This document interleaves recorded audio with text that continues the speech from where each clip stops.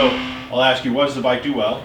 And whatever that is, we'll try and expand that into other areas of the bike. Then we'll have a totally separate conversation about what does the bike do that you think might get you in trouble, right? And then we'll give that a little bit of a focus, and we'll take the two, and if they work in the same direction, great. If they're a compromise, then we'll say, okay, we're going to give away some of this to make sure that this doesn't happen, right? Because the last thing you want to do is put a beautiful bike on the ground. I try and get people, when we start working on any bike, in a window. And that window is based on my experience of what is rideable. And by rideable, I mean you're going to be able to ride the bike the way you ride it without it giving you a problem, or without getting to the end of any one of the adjustments. Here's the funny thing. Every rider prefers something different. So when we start talking about changes, I don't look at them in terms of what's ideal or what's a well set up bike. I always go from the feedback of the rider. One of the things that I like the most about working with riders is giving them the tools to say, it feels like compression, or it feels like spring, or it feels like the front of the bike.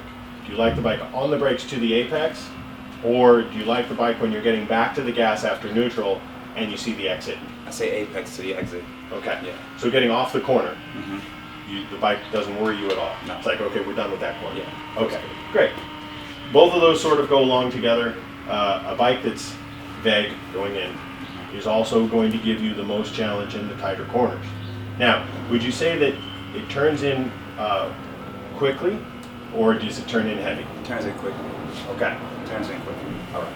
That's not a problem with the bike. Okay. So what that says is the geometry of the bike is good. So I would suspect that this bike holds its line well. Yeah. And when you get on the gas, it finishes the corner. Yeah. Great. So we're probably not going to have to make any geometry adjustments. Exactly. So what we're looking at is spring and dampen.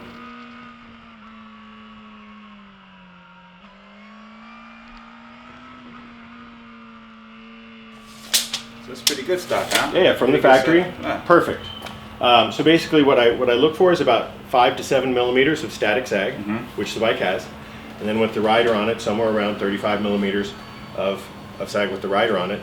And you're right in those numbers. So it's not a surprise to me that you like the rear of this bike. Yeah. So we're good. That's interesting, because most times these bikes really don't come set up this far. No. Or this good base. Yeah, this is typically what we've seen in the past is bikes that are set up too soft and not enough spring. So when you get on the gas, they tend to run wide.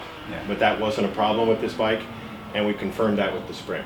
So, yeah, which is great because they're actually a real pain in the ass to get to. Yeah. So I'm glad we didn't have to make that adjustment today. Exactly. Good. This is good job, Honda. Yeah. Thanks. Yeah.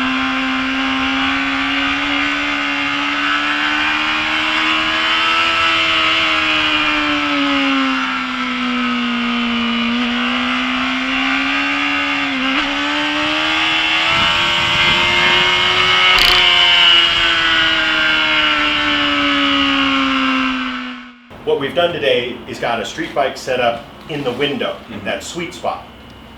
Almost anybody could ride this bike now. That's the idea, right? Then what you got to do is give me the feedback of how we can customize it more to your style. Split everything down the middle. It's good going in, it's good coming out. It's good in the middle, it holds its line.